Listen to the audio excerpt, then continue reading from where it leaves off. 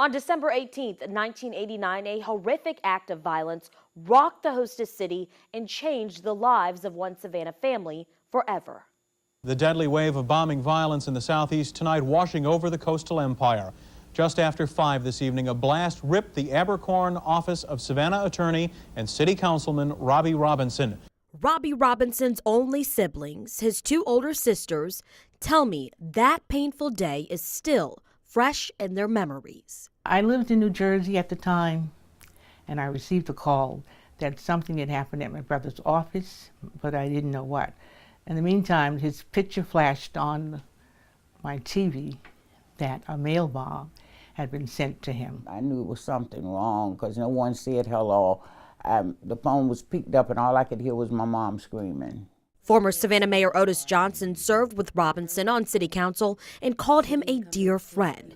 He too still remembers that day like it was yesterday. I thought somebody was playing a cruel joke. You know, when I got the call, it said, Robert has just been hurt by a bomb. I said, a bomb? And even those who covered this horrific act couldn't believe it. Robbie Robinson's office was about 5 blocks from WTOC. And we heard that there had been an explosion or something in that block. We had no idea it was Robbie Robinson's office. Robinson's murder is still hard for so many to grasp. At 42 years old, Robinson was a successful attorney with a bright future who came from humble beginnings. And he was one of the ones that volunteered to go to Savannah High. He was the first black graduate, and he suffered a lot of abuse. After making history at Savannah High, Robinson went on to serve in the Air Force and later graduated from Savannah State. He then went to the University of Georgia, where he received his law degree. We were very proud. My mother was proud. He was a worker for the community, and we were just proud of the things that he accomplished. Robinson was first elected to Savannah City Council in 1982. A position that gave him an opportunity to make a difference in a community still dealing with the aftermath of desegregation. There was a lot of work still to be done in terms of what we would call an equity agenda, bringing the black community up to par with the other neighborhoods. His other passion was his work for the local chapter of the NAACP. Prosecutors say Walter Leroy Moody targeted Robinson because of that work. They believe Moody did this because of his decades-long grudge against the justice system and what he thought was a double standard for groups like the NAACP.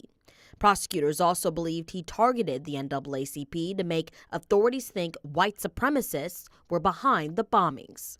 Moody did not know Robert and didn't care to know him. He was just a black attorney for the NAACP. Robinson's funeral took place on Christmas Eve during a historic Savannah snowfall. It was eerie to see how white everything was. It was almost like a cleansing. And his sister says the holidays are always a horrible reminder of what happened nearly 30 years ago. Somewhere in Christmas time, during the holidays, I don't know whether it's going to come in the morning, night. Well, I have a total breakdown every year. As their brother's killer is set to be executed, I asked the Robinson sisters if they feel justice is finally being served. They say it's complicated. I've lost my brother. It's not going to bring him back. I'm just glad to know he never got out. I get some satisfaction in knowing that I lived to see the day that he would be executed for the crime that he caused and the pain that he caused my family. And I spoke with his daughter on the phone, who had a similar response. I feel like justice will never be served. I feel like, my father can't come back, so justice will never be served. No matter how many years pass after his death, the Robinson family simply wants Robbie to be remembered as a good man. I want them to remember him as a loving person who loved people, and he loved working for the things that he believed in. He loved everybody. You could be that old, unkept, homeless person standing on the corner, say, "Hey, Robbie," and he act like you were his best friend. I asked the family where they plan to be at this time tomorrow when Moody is executed. As long as he isn't granted a stay, they told me they'll all be together with Robbie's daughter as she accepts an award for excellence in nursing, and there's really no place else they'd rather be.